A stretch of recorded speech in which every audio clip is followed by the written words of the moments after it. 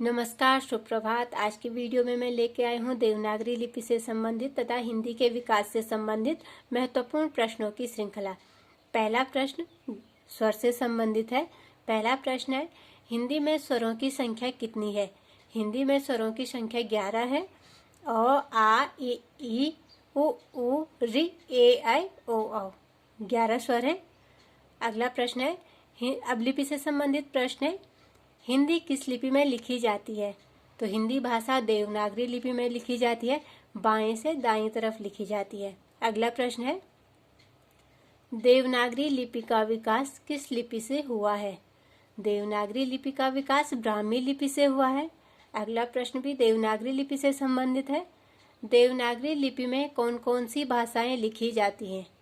हिंदी तो लिखी जाती है, इसके अलावा 3 अन्य भाषाएं हैं जो देवनागरी लिपि में लिखी जाती हैं। ये है संस्कृत, मराठी और नेपाली। तो 4 भाषाएं ऐसी हैं जो देवनागरी लिपि में लिखी जाती है, संस्कृत, हिंदी, मराठी तथा नेपाली। अगला प्रश्न है, संविधान की 8वीं अनुसूची में कितनी भाषाओं को मान्यता प्रदान की गई है? इसका उत्तर है, संविधान की 8वीं अनुसूची में 22 भाषाओं को मान्यता प्रदान की गई है। अगला प्रश्न, मूल संविधान में कितनी भाषाएं थी? मूल संविधान में 14 भाषाएं थी। इसके बाद संविधान संशोधन होते गए और भाषाओं की संख्या बढ़ गई और आज भाषाओं की संख्या 22 है, जिन्हें संविधान में 8वीं अनुसूची में मान्यता प्रदान की गई है। अगला प्रश्न है, हिंदी दिवस कब मनाया जाता है? हिंदी दिवस 14 सितंबर को मनाया जाता है। इस दिन हिंदी को राजभाषा का दर्जा प्रदान हुआ था। 14 सितंबर 1949 को हिंदी को राजभाषा का दर्जा मिला था, तब से हिंदी दिवस मनाया जाता है। अगला प्रश्न है, हिंदी के विकास के लिए निर्देश किस अनुच्छेद में है? तो हिंदी के विकास से संबंधित निर्देश है अनुच्छेद 351 में। अगला प्रश्न है, भाषाई आधार पर सर्वप्रथम किस राज्य का गठन हुआ? भाषाई आधार पर सबसे पहले आंध्र प्रदेश राज्य बना 1956 में। अगला प्रश्न है, दक्षिणी भारत हिंदी प्रचार सभा का मुख्यालय कहाँ है? दक्षिणी भारत हिंदी प्रचार सभा का मुख्यालय चेन्नई यानी मद्रास में है। अगला प्रश्न है, पूर्वी हिंदी के अंतर्गत कौन कौन सी बोलियां सम्मिलित हैं? पूर्वी हिंदी के अंतर्गत 3 बोलियां सम्मिलित हैं। पहली है अवधी, दूसरी बघेली और तीसरी है छत्तीसगढ़ी। अगला प्रश्न है, भारतीय संविधान में किस अनुच्छेद में राजभाषा संबंधी प्रावधानों का उल्लेख है? किन अनुच्छेदों में राजभाषा संबंधी प्रावधानों का उल्लेख है?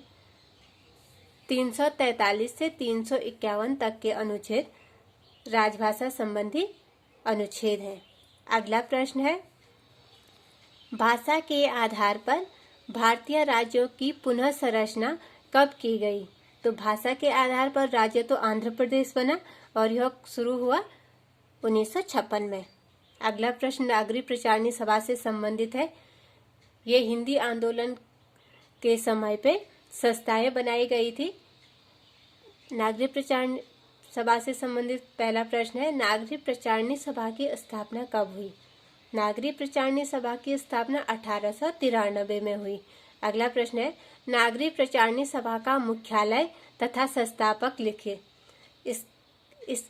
इसका मुख्यालय है वाराणसी में, काशी में, और संस्थापक हैं इसके, संस्थापक त्रयी कहा जाता है क्योंकि इसके संस्थापक 3 हैं।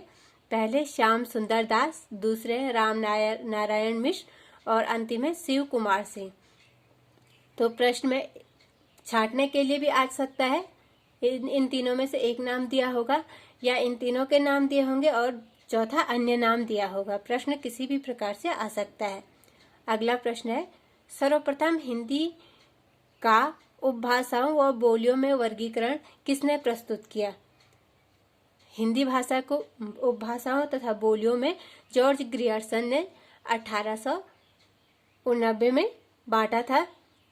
जो पूर्वी हिंदी, पश्चिमी हिंदी, बिहारी, पहाड़ी, इस प्रकार से ग्रियर्सन ने वर्गीकरण किया था।